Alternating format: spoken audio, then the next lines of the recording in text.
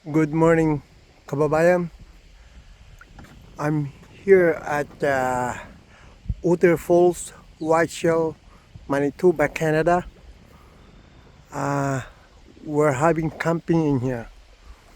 And time is about 6:15 in the morning. Yeah, I'm trying to fish here by the dock, see if I can catch anything. This place is not bad at all, it's pretty good.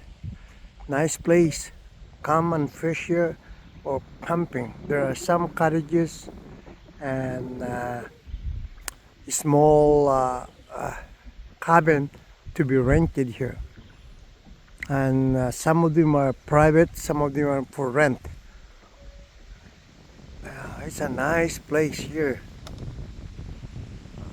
Today is kind of cloudy and it's not raining though. It's just cloudy. And the water is calm and it's a little cold in the morning. Right now it's 17 degrees, so it's kind of cold. Yeah, okay. Yeah, this is Otter Falls Campground, Whiteshell, Manitoba, Canada. You should come and visit here and have camping even though just one night only. Pretty nice. Okay.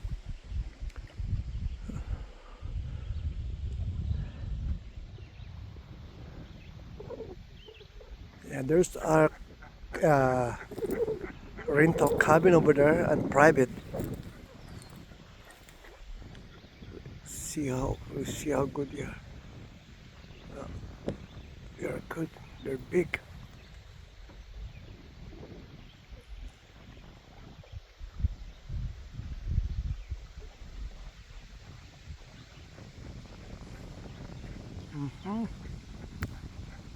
There's some rocks. This is the dock right here. If you have a boat, you can launch your boat here and go fishing.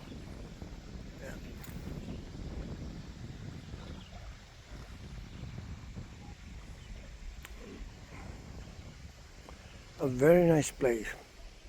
Maganda rito mga kaibigan. At kung nagkakamping ka dito sa gilid ng lake nito, pwede ka na mag-fishing sa likod ng camping area mo. Kasi pag tabi ng ilik kaagad, makapag-fishing ka na. Iwanan mo na yung fishing rod mo, ayos na. Kahit overnight. Yeah, mayroong dalawang island doon. Pwede ka mag-stay doon. Kung magdadala ka ng barbecuehan mo, pwede ka. Ayan. Yung dalawang island na yan. Yan. That's one island and there's another one right there.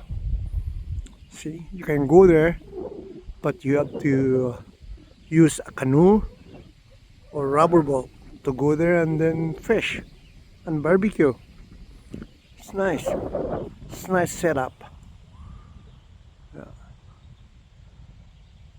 Magandang fishingan dito. May raming nahuhuling isda daw. Basta nagbot ka. Yeah, ito yung fishing rod ko. Wala pa namang kumakaga. Yeah. Wala pa namang kumakagat. Nilagay ko sa poste. Okay. Pagpatuloy natin mamaya mga kaibigan doon sa campsite namin. At tulog pa yung mga kasama ko. Nag-i-enjoy pa silang natutulog. Okay. Maya magkikita tayo ulit mga kaibigan. Mamamasyal tayo mamaya doon sa malayo ng konti. Maraming campground dito sa Whiteshell. Makikita mo dito next time. Diyan ako magkakamping sa mismong tabi ng tubig. Okay, bye bye.